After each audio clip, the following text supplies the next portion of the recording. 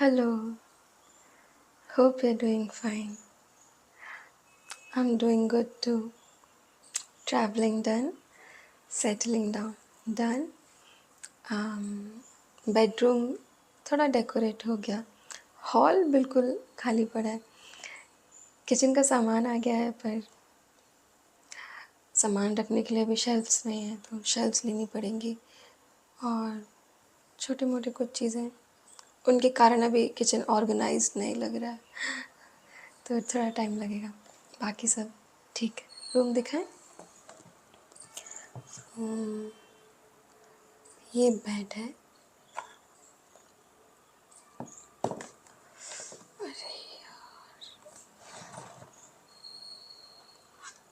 ये बाहर छोटी सी बालकनी है और ये कबर्ड पे महर्षि.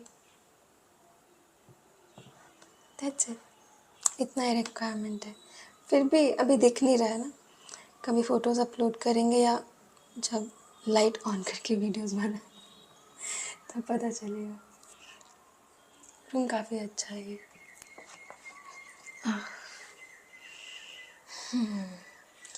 सो पता है, दो कुर्सियों पर बैठे हैं क्योंकि स्टूल नहीं है ना. तो दो कुर्सियों पर बैठे, कपड़ों के ऊपर कुशन नहीं है.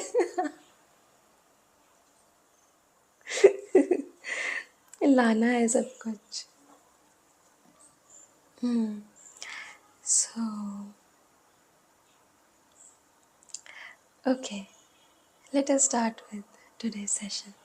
Huh? Today we are learning about Raj Yoga, and we already know a little bit about Raj Yoga because it is also the Ashtanga Yoga. Ashtanga Yoga is the 8 limbs of the path of yoga. Yoga is liberation, union with God. So, what are the 8 limbs?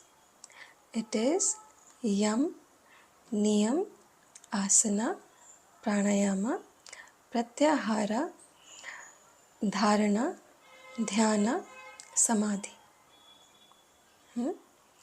So,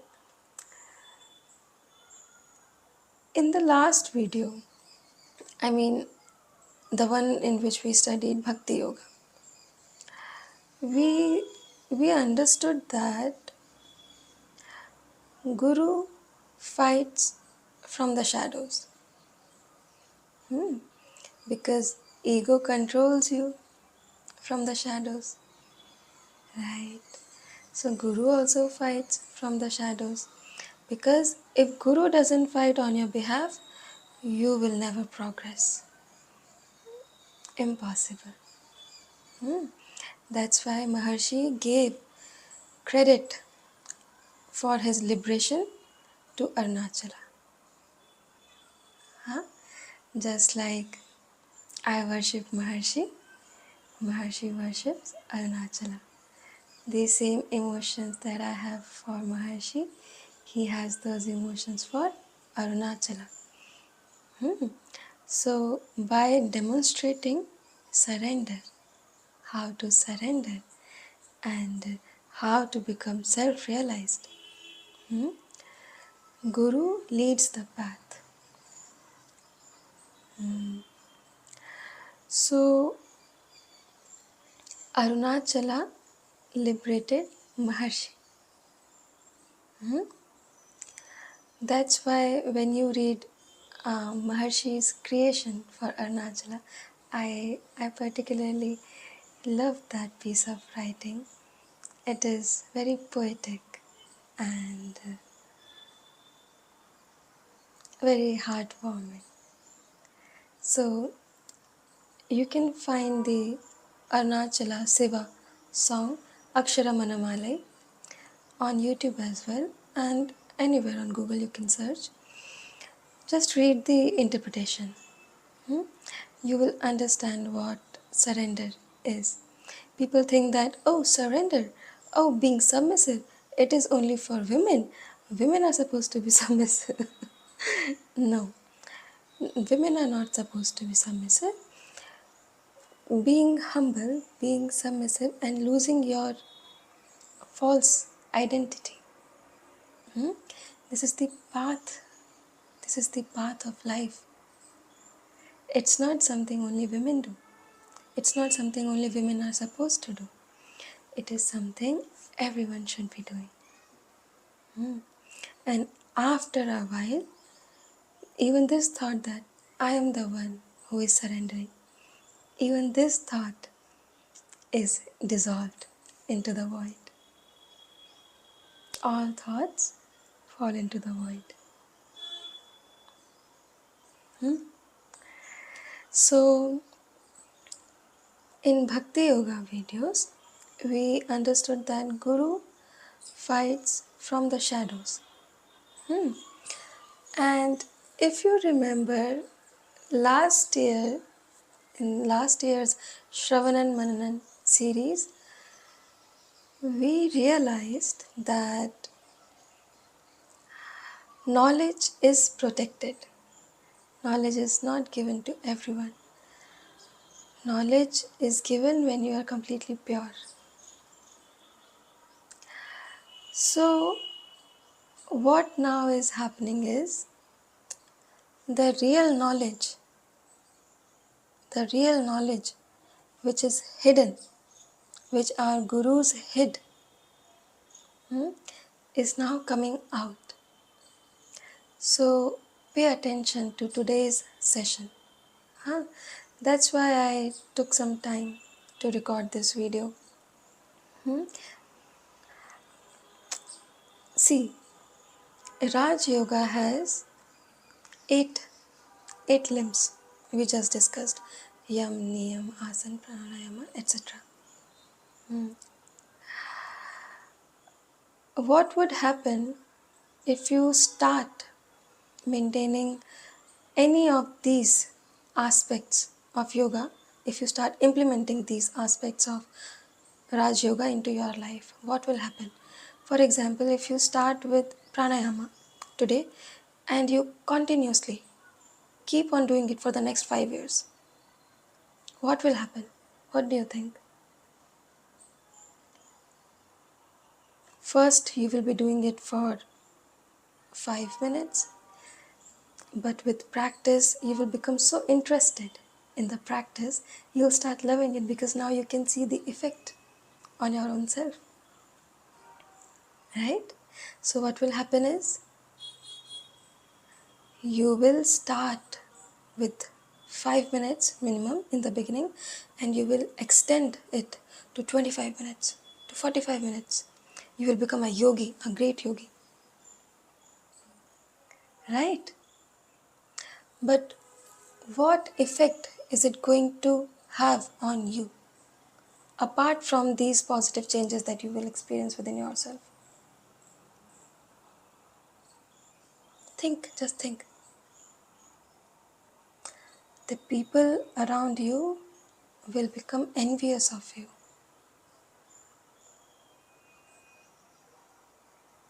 Right? It happens because jealousy, envy is something which is, programmed into us. It's not who we are. Any man, any woman who is exhibiting signs of jealousy and envy, it's not their true nature. They are not bad. It is just something which has been taught to, this generation and previous generation of humans. And maybe in the coming generations, we will completely erase this curse of being jealous with each other, competing with each other. Because there is no one to discriminate. We all are one. Right?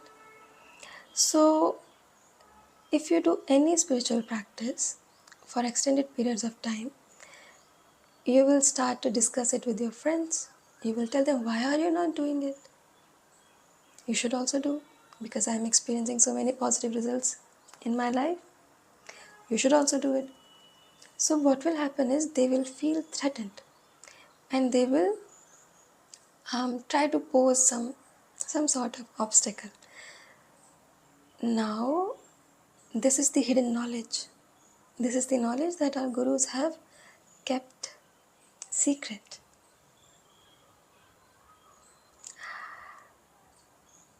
Raj yoga, the 8 limbs, देखने में ऐसा लगता है कि we are targeting the mind. किस mind की बात हो रही है? बात हो रही है प्रोजेक्शंस की. स्क्रीन के ऊपर जो प्रोजेक्ट होता है उसकी बात हो रही है. देखने में लगता है कि आपके थॉट्स को टारगेट किया जा रहा है through the 8 limbs of yoga.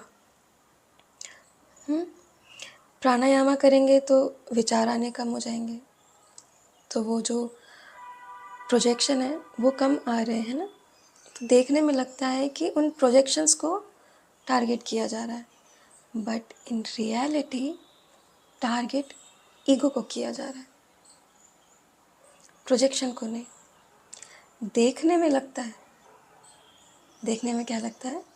देखने में लगता है कि स्क्रीन के ऊपर जो प्रोजेक्शंस हैं उनको ठीक किया जा रहा है, उनको चेंज किया जा रहा है कि भाई अच्छा आपको एंगर इश्यूज़ है, आप प्राणायाम कीजिए. आपको एंगर इश्यूज़ है, आप ये आसन कीजिए, आप वो आसन कीजिए, है ना.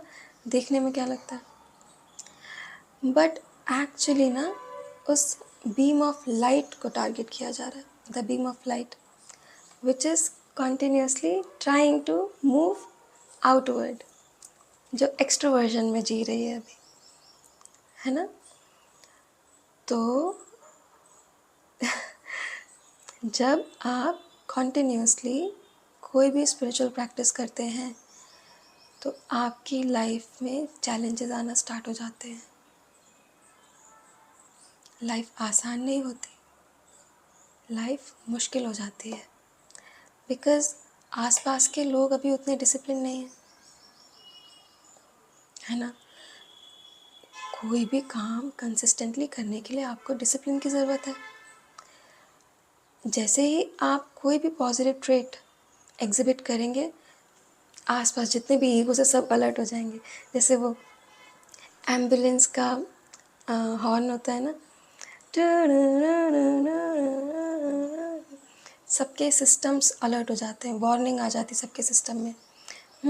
बिकॉज अब सबको ग्रो करना पड़ेगा.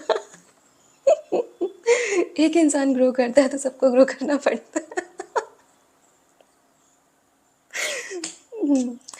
सो बेसिकली बस ईगो को पैसिफाई करने के लिए कि हाँ भाई तुम ही कंट्रोल में हो, तुम जितना बोलोगे उतना प्राणायाम हम कर लेंगे. तुम अगर कहोगे 5 मिनट तो देखो हम 5 मिनट ही तो कर रहे हैं, कहाँ किया उससे ज़्यादा. जब तक तुम पालती मार के बैठ सकते थे, तुम 10 सेकंड बैठ पाए तो देखो हमने 10 सेकंड ही किया प्राणायाम, कहाँ किया उससे ज़्यादा. तुम 2 ही आसन लगा पा रहे थे तो हमने तुमसे कहा क्या कि 4 लगाओ, नहीं कहा ना. देखो गुरु ने भी यही बोला है कि जितना कर पा रहे हो उतना करो, उससे ज़्यादा करने की आवश्यकता नहीं. ऐसे माइंड को पैसिफाई करके, ईगो को पैसिफाई करके इस तरह फंसाया जाता है ना, है ना. फिर क्या होता है, धीरे धीरे फिर आप कंसिस्टेंट हो जाते हैं. आपने स्टार्टिंग की ईगो को बहला फुसला के, फिर उसके बाद क्या हुआ, गुरु तो आपको पहले ही फंसा चुके हैं, गुरु थोड़ी जाने देंगे. एक बार तुमने गुरु को देख लिया, गुरु ने एक बार तुम पे निगाह डाल दी, बस ख़त्म फिर तुम्हारा खेल. अब तुम्हें मोक्ष के पहले नहीं छोड़ा जाएगा बच्चा. तो अब क्या होगा, अब आपके ऊपर प्रेशर है कि आपको इंस्ट्रक्शन फॉलो करनी है, आपको ओबीडिएंट रहना है, क्योंकि आप स्पिरिचुअल प्रैक्टिस स्टार्ट कर चुके हैं. 8 महीने हो गए, 10 महीने हो गए, अब छोड़ने का क्या मतलब, क्या मतलब अब छोड़ने का, क्यों छोड़ना है. चुपचाप बैठो, जाओ ध्यान करो, पहले प्राणायाम करो, 4 आसन लगाओ, 15 मिनट का ध्यान करो, चलो. तो जो भी जिनका अपना अपना तरीका होगा गुरुओं का, वो इंस्ट्रक्शन देते होंगे ऐसे. अब ईगो पे प्रेशर बनना स्टार्ट हुआ। पहले ईगो एकदम मस्त, मज़ा आ रहा है लाइफ में, क्या नया काम करने को मिल रहा है, प्राणायाम क्या है ये, पता नहीं क्या है। मैं कम से कम 4 लोगों के पास जाके बोल तो पाता हूँ कि देखो मैं ध्यान करता हूँ, मैं योगा करता हूँ, बहुत बड़ा ध्यानी हूँ मैं। तो शुरुआत में ईगो को लगता है कि हाँ भाई मैं कंट्रोल में हूँ। पर गुरु तो गुरु है, guru is fighting from the shadows just as ego is controlling you from the shadows. अब धीरे धीरे ईगो का पछताना शुरू होता है कि मैं नहीं मान पाऊँगा, मैं इन गुरु की कोई इंस्ट्रक्शन नहीं मान पाऊँगा, बस मैं ऐसा ही ठीक हूँ। क्यों मिला मैं इस गुरु से, मैं आखिर क्यों टकराया, इतना दुख तो मुझे कभी जीवन में मिला ही नहीं है। मैं सोच रहा था मैं ध्यान करूँगा, योगा करूँगा, मेरे सारे दुख खत्म हो जाएंगे, ये तो नई मुसीबत आ गई है, मैं नहीं कर सकता। ठीक है, पर बेटा अब कैसे जाओगे दूर, अब तो तुम्हें गुरु से प्रेम ही हो गया, अब तो तुम्हें फंसा लिया गया है।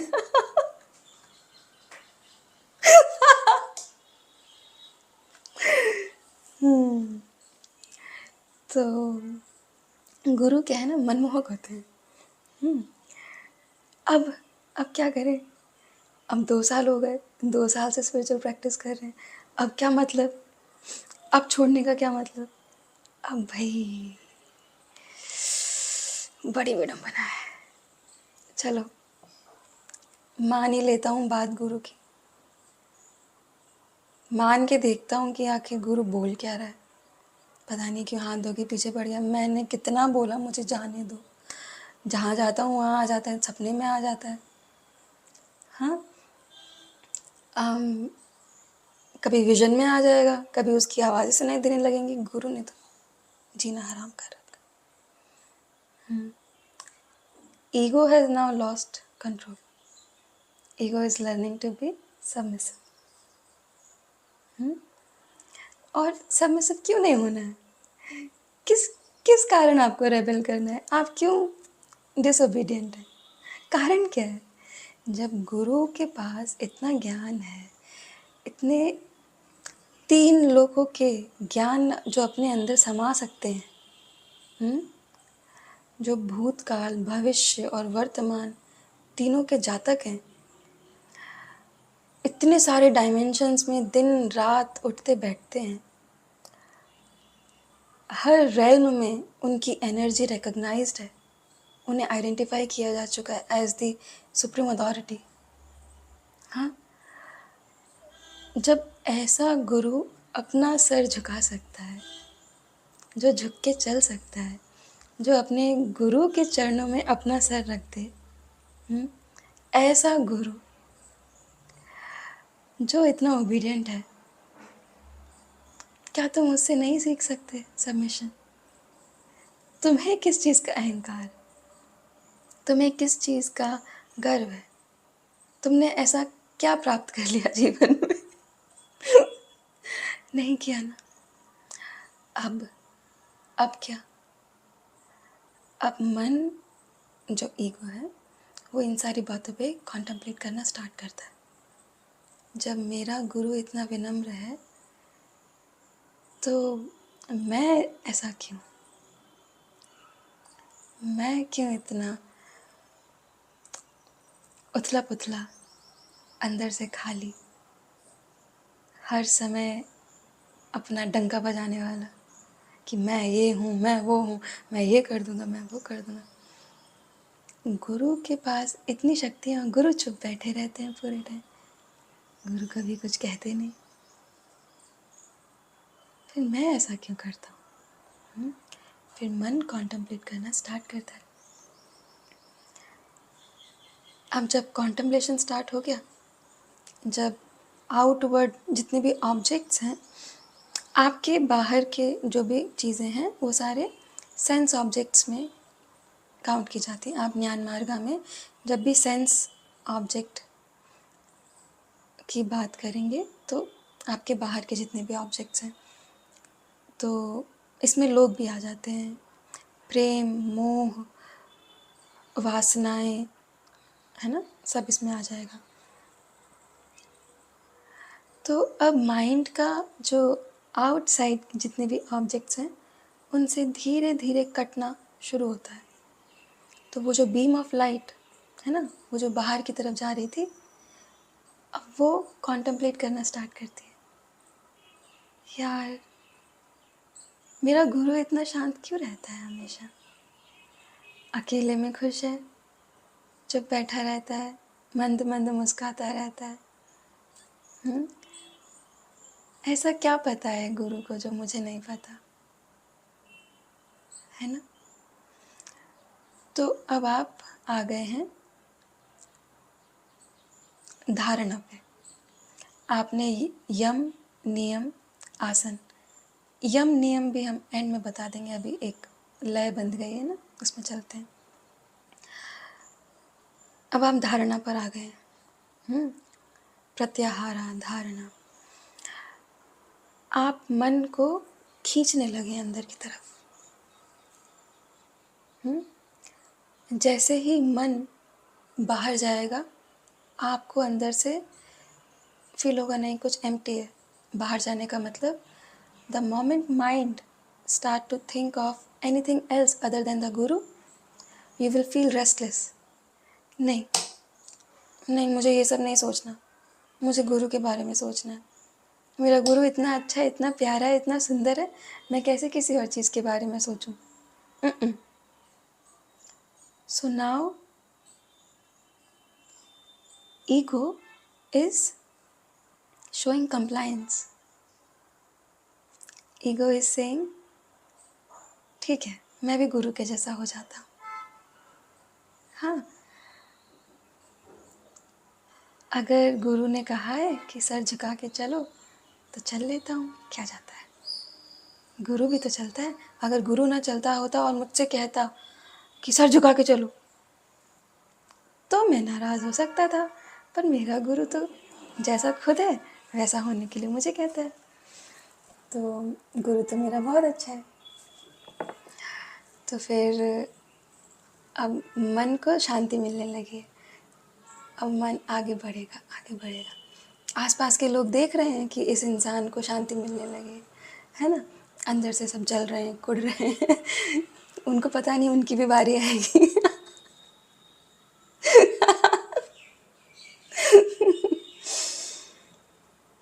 सो देखो, ज्ञान सबको प्राप्त होना ही है। तो जेलस होने की, एनवियस होने की कोई आवश्यकता नहीं है, सबका अधिकार है ज्ञान। थोड़ा सा सब्र, थोड़ा सा सब्र, सब ठीक हो जाएगा।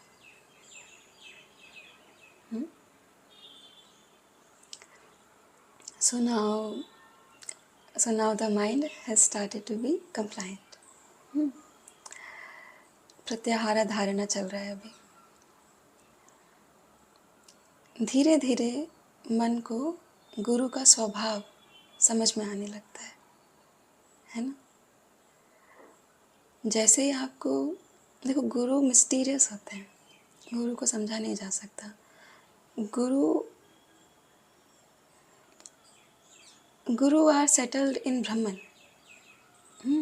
and in order to know Brahman, you will have to lose the ego. But currently you are using the ego in order to understand the Guru, because ego is what is available to you, right? ego के अलावा कुछ और अभी नहीं है। अंदर दो energy होती हैं, एक सोल एनर्जी और ईगो एनर्जी। तो गुरु का कर्तव्य है कि वो चुन चुन के आपके भीतर से ईगो एनर्जी को बाहर निकालें, फिर उसे ट्रांसम्यूट करें और सोल एनर्जी में कन्वर्ट कर दें। ऐसे शांति मिलती है। तो नाउ जब ईगो को गुरु का स्वभाव समझ में आने लगा है कि मेरा गुरु बहुत मिस्टीरियस है, मैं सीधा साधा भोला भाला समझता था, ऐसा है नहीं, बड़ा चालाक है ये गुरु। तो चालाकी भी ऐसी दिल जीत ले जाए, ऐसी चालाकी। तो पर गुरु को आवश्यकता क्या है? क्यों इतना सब कुछ छुपा के रखा है गुरु ने अपने भीतर? ऐसा क्या छुपा है, ऐसा क्या राज है जो मुझे नहीं पता, जो किसी को नहीं पता? गुरु ने किसी को बताया भी नहीं। मैंने तो नहीं सुना कि किसी के साथ डिस्कस किया हो गुरु ने। क्या होगा ऐसा? गुरु भीतर से कैसा है? अच्छा, अब क्या होगा? Now ego will try to find the real nature of the guru. So when you try to find the nature of the guru, what are you trying to do? You are trying to find your own nature, because you and the guru are one. You are already together. There is no separation. Separation is an illusion. You are always one with the guru. So now when mind starts to contemplate and try to solve the mystery of the guru, samadhi happens. First dhyana will happen, and धीरे धीरे जब आप ध्यान में बैठेंगे आपको गुरु के भेद समझ में आने लगेंगे। उसके पहले नहीं समझा जा सकता, असंभव। फिर ध्यान गहरा होगा और समाधि लग जाएगी। ये राजयोग के 8 लिम्स हैं। शुरुआत के जो यम नियम है वो भी अभी बता देते हैं। यम और नियम, ये ज़िंदगी जीने के कुछ तरीके हैं, जैसे अहिंसा, झूठ ना बोलना, चोरी ना करना, अपरिग्रह मतलब ज़रूरत से ज़्यादा चीज़ों को होर्ड ना करना। ऐसा ना हो कि ऑब्जेक्ट्स के पोजीशन लेने में ही मन संतोष पाने लगे, है ना। फिर ये कुछ तरीके हैं जीने के, और हर योगी इनका पालन करता है। आपके स्वभाव में बचपन से ही ये बातें होती हैं। यदि आपको गुरु की उपाधि मिलना है, क्योंकि सब कुछ ऑलरेडी डेस्टिन्ड है, तो कुछ चीज़ें हमेशा से आपके भीतर होती हैं, और नहीं अगर हैं तो एक पॉइंट पर आने के बाद आप उनको अडॉप्ट कर लेंगे, उन आइडियाज़ को, उन आइडियोलॉजीज़ को, कि नहीं यार बहुत जी लिया ऐसे, अब ये सब नहीं करना। क्या ज़िंदगी भर ये सब थोड़ी ना करूँगा, कभी तो चेंज ऑफ डायरेक्शन होना चाहिए। फ्रेमवर्क अपडेट तो मैं करूँगा ही ना, तो बस अब मैं कर रहा हूँ अपग्रेड। फिर ये सब राजयोग है। हाँ, देखने में क्या लगता है, क्या बोल दिया गया है, क्योंकि ये सारी जानकारी वेस्ट में भी गई है, हाँ? वेस्ट में लोगों को पता है कि भाई माइंड को विड्रॉ किया जाता है, विच इज़ प्रत्याहारा। फिर उस माइंड को जिसको विड्रॉ किया गया था उसको एक पोजीशन में होल्ड किया जाता है, विच इज़ धारणा, किसी चीज़ को धारण करना। फिर वो जो धारण करना है वो आपका एक फ्लो में आने लगता है। फॉर एग्ज़ाम्पल,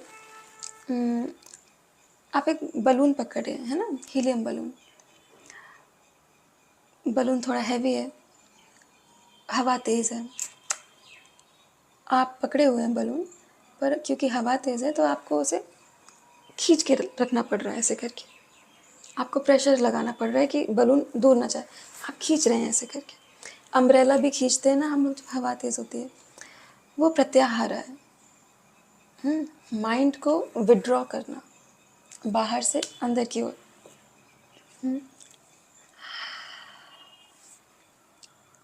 फिर जब आप खींच के लाते हैं, आपको होल्ड करना पड़ता है, पोजीशन बनानी पड़ती है, दैट इज़ धारणा। जब एक बार आपने पोजीशन बना ली कि हाँ भाई, इस पोजीशन में मैं बलून को या अम्ब्रेला को होल्ड कर सकता हूँ आराम से, यहाँ पे मेरा ग्रिप सही बन गया है, उसके बाद क्या होता है, अगर हवा भी आएगी ना, तो अगर हवा ऐसे आ रही है तो आपका हाथ ऐसे चला जाएगा, हवा ऐसे आ रही है तो आपका हाथ ऐसे चला जाएगा, आप हवा के वेग के साथ आप फ्लो करने लगेंगे, है ना। दैट इज़ ध्यान, दैट इज़ रियल मेडिटेशन। जब आप फ्लो करने लगते हैं, meditation is a flow. That's why music has meditative effects on us. Music has a rhythm, it has a flow. Are you getting it? No matter what you do, even if you are jumping 200 jumps, 100 jumps, एक flow में कर रहे हैं, ध्यान बंध जाता है ना। आप लिख रहे हैं, लिखते लिखते ध्यान बन जाता है। तो आपने क्या किया, वो जो बलून था, अब क्योंकि आपने ग्रिप बना ली है, अब आप उस वेग के साथ फ्लो कर सकते हैं। सो अगर गुस्सा आ रहा है तो क्या होगा, उस गुस्से में भी आप एक कामनेस, एक कंसंट्रेशन मेंटेन कर पाएंगे।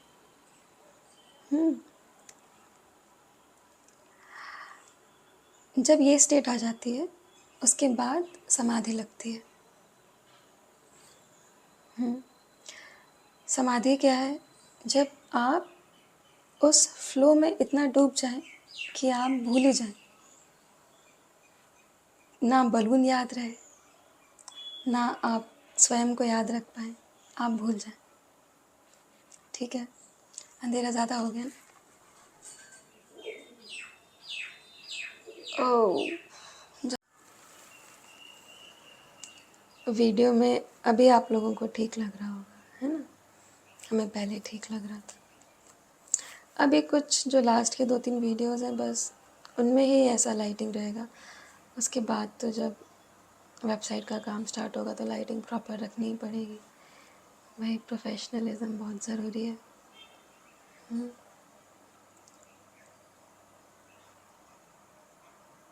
बंध गए, मुक्त होना चाह रहे थे और बंध गए। अब ये करो, वो करो, कहीं चैन नहीं है इंसान को। ठीक है, तो अब समझ में आया राजयोग। All these techniques are advised to people in the absence of the Guru. Because in the presence of the Guru, what actually happens is these techniques will start happening on their own, because mind itself would want to practice pratyahara. Mind itself would want to know what is the nature of the Guru. So now you are in dhyana, fully concentrated on Guru's nature. ये गुरु क्या चीज़ है यार, क्यों ये ऐसा है गुरु। So that's what it is. That's why Guru Kripa is of the utmost significance when it comes to sadhana. You may think that you are performing sadhana, but in reality, Guru is performing sadhana on your behalf. Guru's pratima within you, it fights with your vasana, all sort of vasanas. How that pratima is capable of keeping away darkness. How?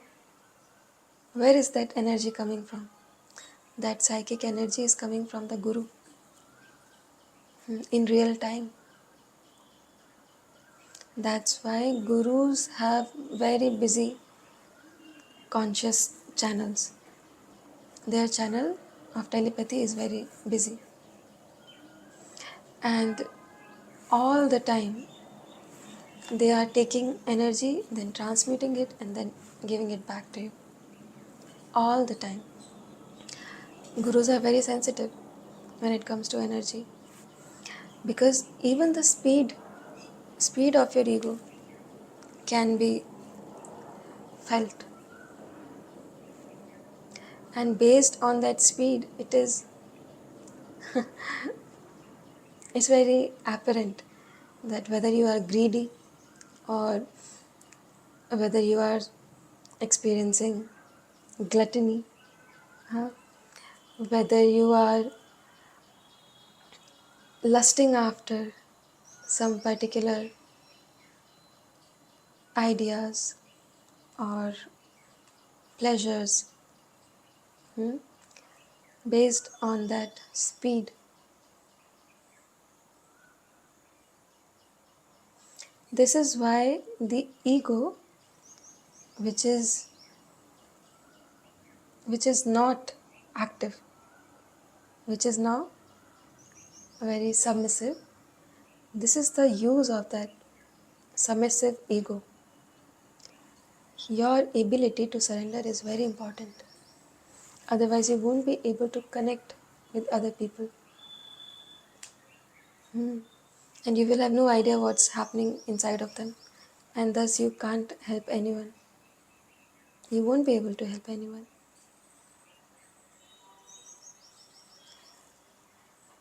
If you really want to be of help, you will have to sacrifice.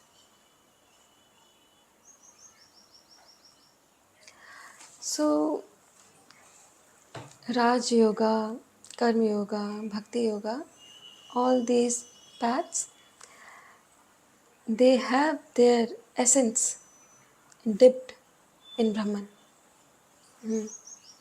So, जब आप कर्म एक कर्म योगी की तरह करते हैं, तो भी आप अंत में जाके मोक्ष को प्राप्त करते हैं। जब आप भक्ति करते हैं और आप भक्ति में इतना डूब जाते हैं कि आप स्वयं के होने का भान नहीं रहता आपको, तो भी आप ब्रह्मन में लीन हो जाते हैं। राजयोगा में अभी हम वर्सेस पढ़ेंगे, महर्षि ने जो बताए हैं। राजयोगा में आप देखेंगे कि ब्रेथ कंट्रोल से लिबरेशन की तरफ कैसे जाया जाता है। So in all paths, liberation is possible. However,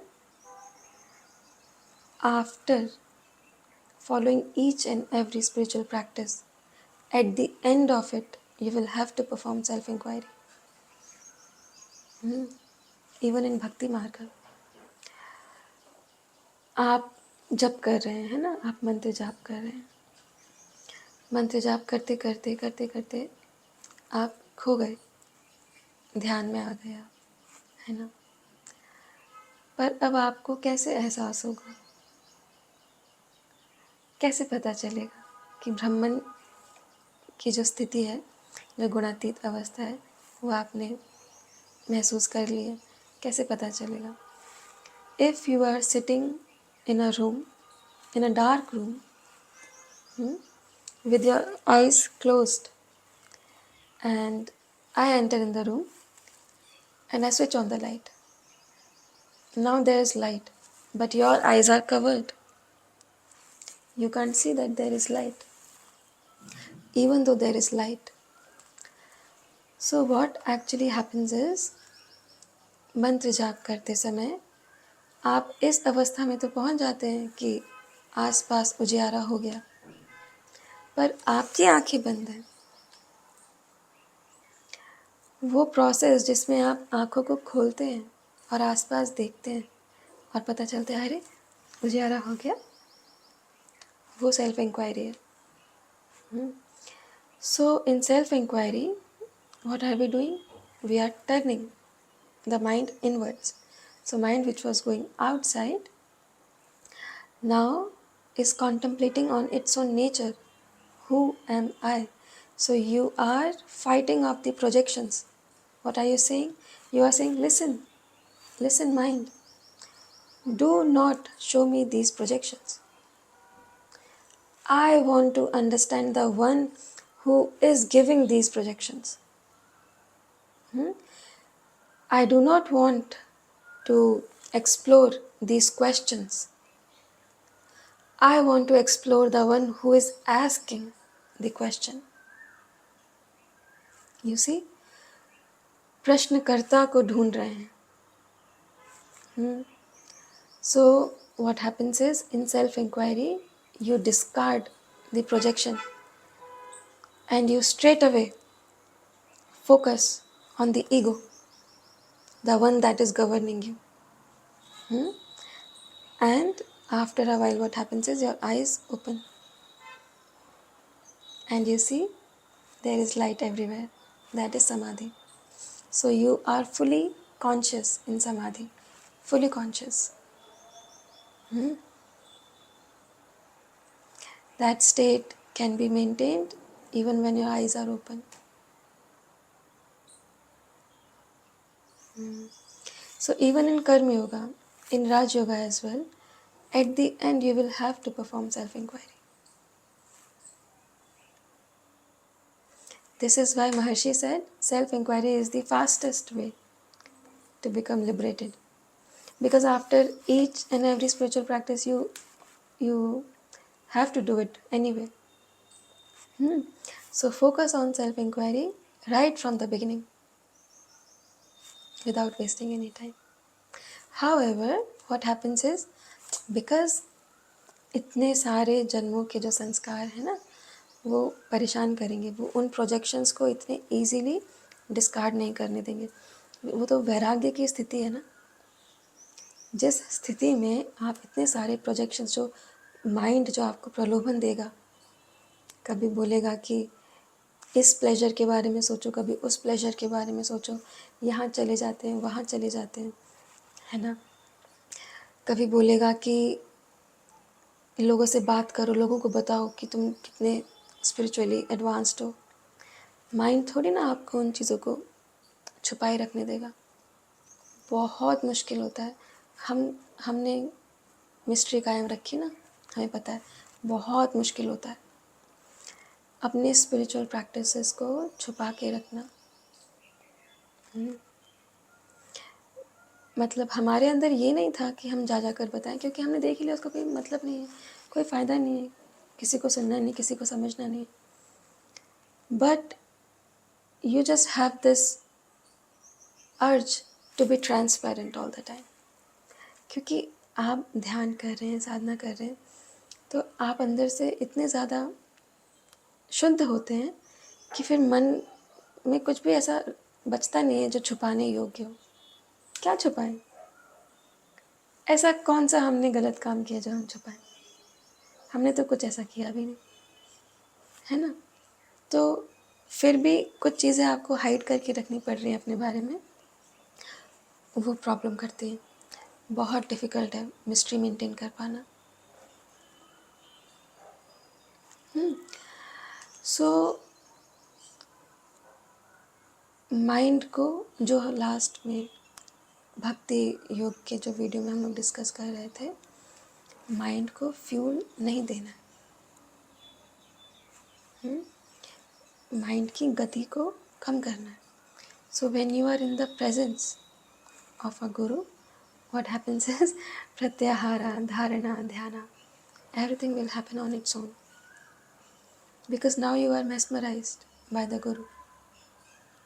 Now you want to be like the guru.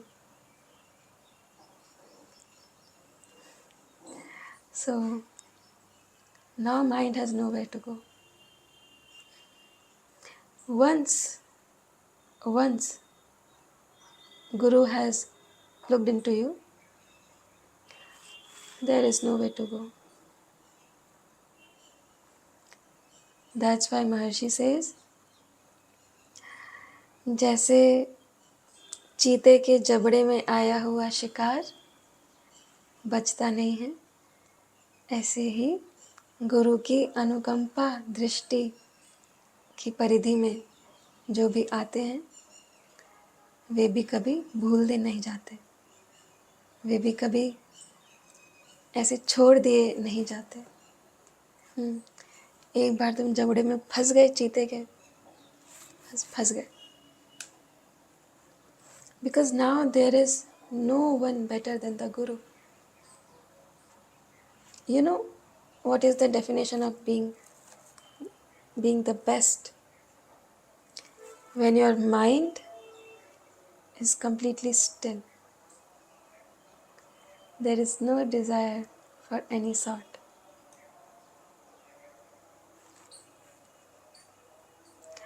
And this kind of stillness is achieved after so many births of sadhana. So gurus are completely, fully confident. My disciple will not go anywhere. कहाँ जाओगे? जहाँ भी जाओगे हमें ही पाओगे।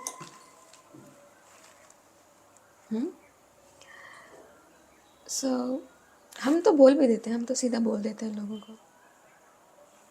कितनों को बोला है, भाई कहाँ चले जाओ, सब जगह हम ही हैं। लोग ऐसे देखते हैं, क्या करें। ठीक है,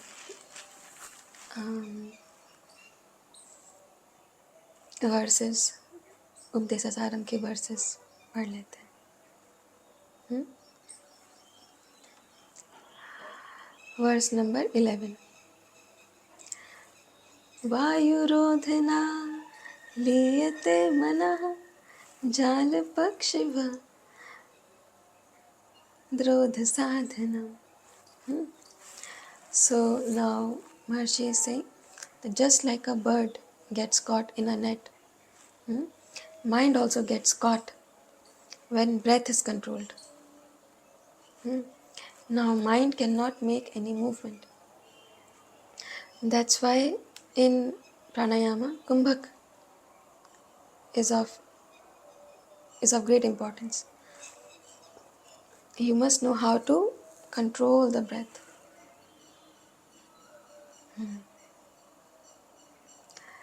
Then verse number 12.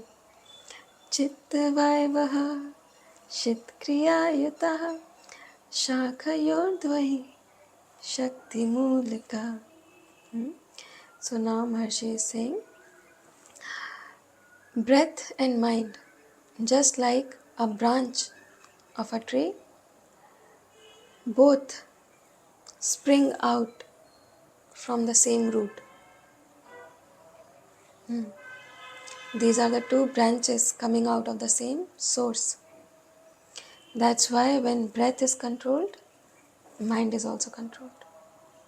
And when mind is controlled, breath is affected. So pranayama actually works. The most potent way of using these techniques is to combine these techniques with self-inquiry or bhakti, or that sense of surrender. जब तक गुरु मौजूद नहीं है जीवन में, तब तक ही राजयोगा कर्म योगा को इम्पोर्टेंस दी जाती है। एक बार गुरु मिल गए, उसके बाद सिर्फ और सिर्फ किस चीज़ की इम्पोर्टेंस है? इंस्ट्रक्शन की। उसके बाद फिर किसी और चीज़ की इम्पोर्टेंस नहीं है। इसी वजह से योगा करवाया जाता है, हठ योगा करने के लिए कहा जाता है। उससे लचीलापन आता है, मन भी एजाइल होता है, मन झुकना सीखता है, टूटना सीखता है। फिर गुरु आते हैं, फिर गुरु आपको प्रमोट करते हैं, एक पाथ से दूसरी पाथ तक आपको ले जाते हैं, है ना? Okay, verse number 13। लय विनाशिने उभय रोधने लयगतं पुनर् bhavati no mritam.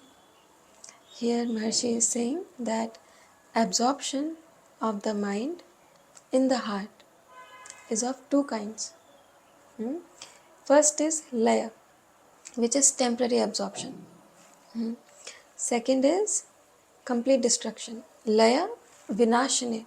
Laya or vinash. Complete destruction of the mind. So when the mind is completely destroyed, it will never revive again. पुनर्भवति नो मृतम. मरने के बाद पुनर्भवति, rebirth is not possible. But when the mind is merely in absorption, in temporary absorption, it will be revived again.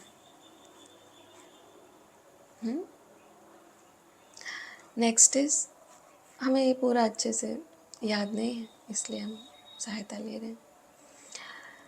प्राणबंधनाथ लीन मानसम एक चिंतनाश मित्य देह. This one, here Maharshi is saying, breath controlled through restraint leads mind towards destruction. And it's like taking away the fuel, not adding more fuel to the fire. And thus the mind dies, it fades away. So now you can see that Raj Yoga, majority of the concepts we've already understood in previous videos. तो यम, नियम, आसना, प्राणायामा, pratyahara, dharana, dhyana, samadhi, all of us have received some sort of understanding of these concepts. Maybe when we were in school or when we were in college, we are already aware of what these practices mean. But today we are looking at these practices from Jnana Marga perspective. कि गुरु कितने छलियाँ हैं, मन को खिलौना पकड़ा दिया कि प्राणायाम करो, और मन को टारगेट भी वैसे नहीं किया जा रहा जैसे हमें बताया गया.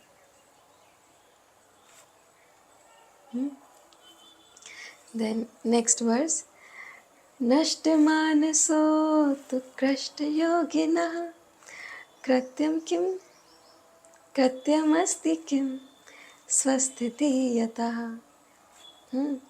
Here Maharshi is saying, what work is left to be done for the great yogi whose mind has thus been destroyed.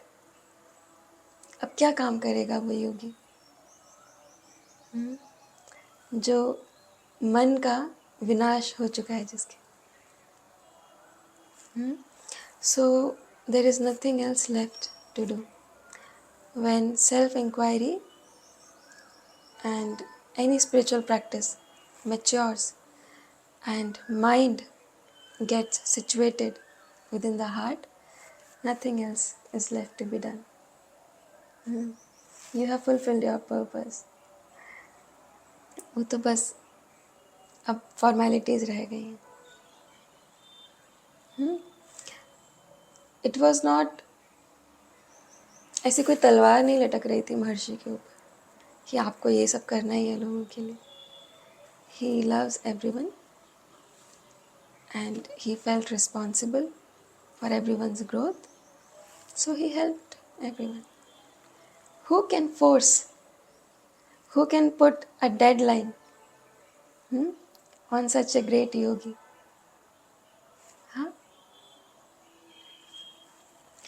Then last verse of Raj Yoga, दृश्यवारितं चित्तमात्मनं चित्वदर्शनं तत्वदर्शनं.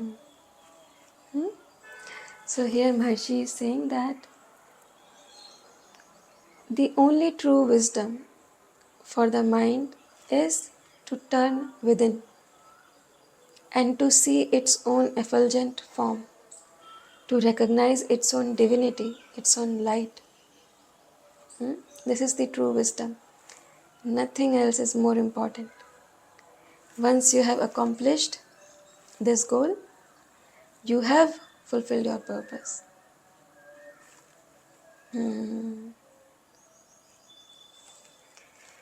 Yeah. So I'm hoping you now understand the importance of Raj Yoga.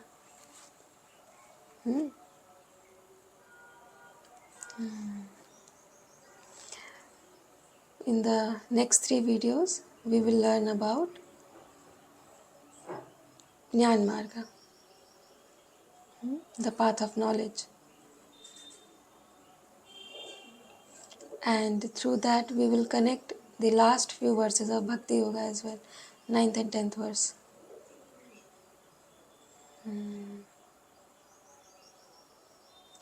देखते हैं ये video कब upload कर पाते हैं, wifi नहीं है.